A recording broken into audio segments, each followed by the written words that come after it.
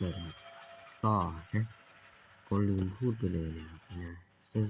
ตอนนี้มันแหลกนะครับนะซึ่งเอ่อผมเอ่อได้อัดคลิปไปแล้วนะครับแต่ผมตอนนั้นผมไม่พูดนะตอนนั้นเอ่อเอ่อนะอ่าหงุดหงิดอยู่นะครับตอนนั้นนะครับนะซึ่งตอนนั้นมันแหลกโคตรแหลกเลยนะอืม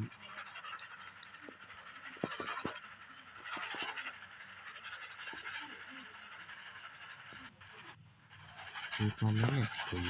ซื้อซื้อฐานมาตอนล็อบบี้อะนะครับนะตอนล็อบบี้ผมซื้อฐานมาแล้วประมาณ2-3อันนี่แหละนะครับแล้วให้ราคามันถูกนะครับนะบอลใช่บอลนะครับนะซึ่งผมจะอ่าอ่าไปเก็บอันนี้กันนะครับนะไปหาเชื้อเพลิงเพิ่มนะครับนะเฮ้ยทำไมมันขับเร็วเฮ้ยบั๊กอย่างนี้เลยนะแล้วซอมบี้มันก็เนี่ยนั่นเห็นไหมตีเลยโอ้จะตายโอ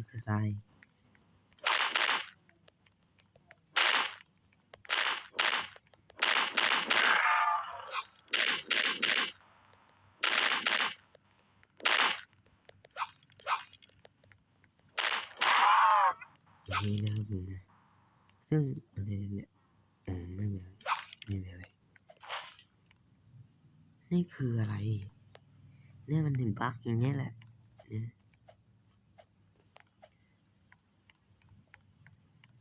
หืม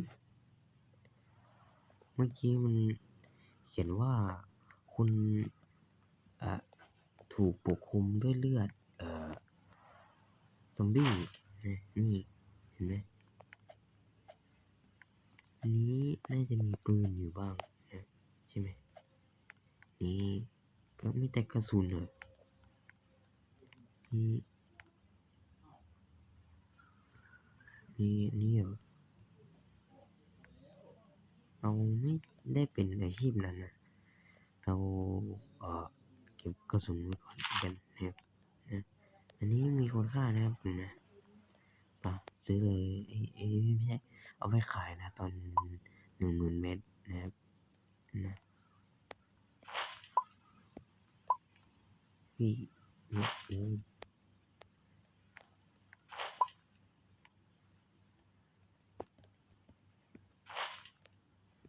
นั่นมันแหลกเนี่ยนะเฮ้ย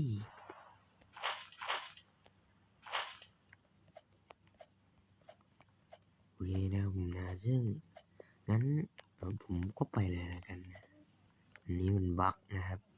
บั๊กมีอยู่ด้านนอกนะครับซอมบี้นะครับ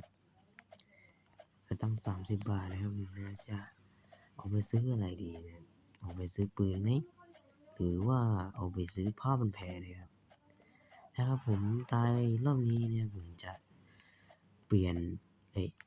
ออกเกมเข้าใหม่นะครับซึ่งนะ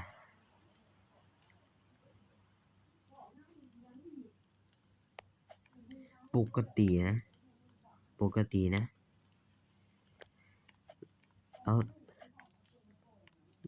เราใส่ไปฐานเต็มแล้วนะมันควรที่จะ10,000 เมตรไม่ใช่เหรอโถ่เอ้ยไม่เป็นไรอะเอาถ้าทำหายเนี่ยเอ่อ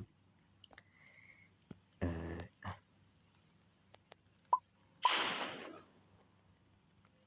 เฮ้ยซอมบี้แค่นี้เหรอเดี๋ยวอะไรเนี่ย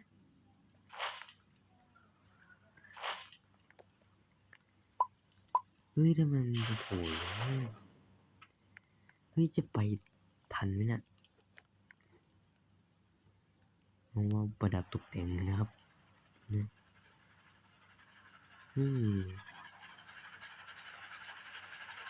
นี่ อีก4 เมตรอีก4 เมตร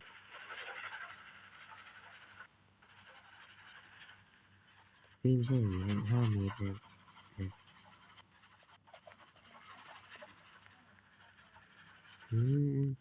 มันขับเองเนี่ย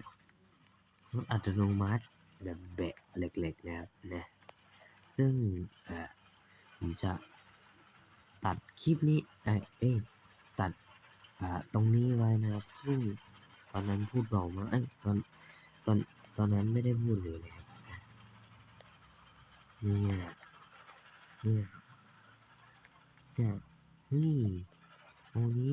ดูแทนได้ไหมไม่ได้นี่เดินได้เลยฮะ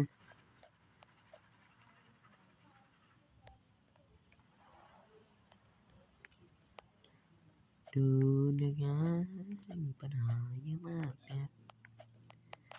บก็คือมันไม่มีเลยนะครับตอนนี้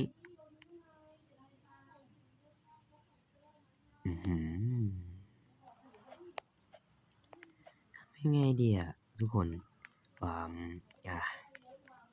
ก็นะ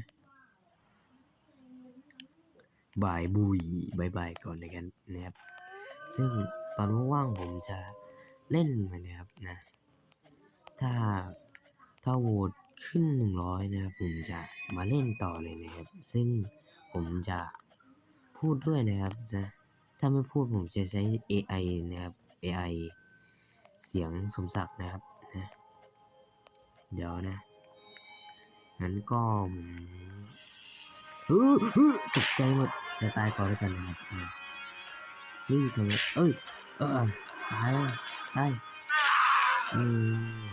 ตกใจไปหมดเลยตกใจมากนะครับ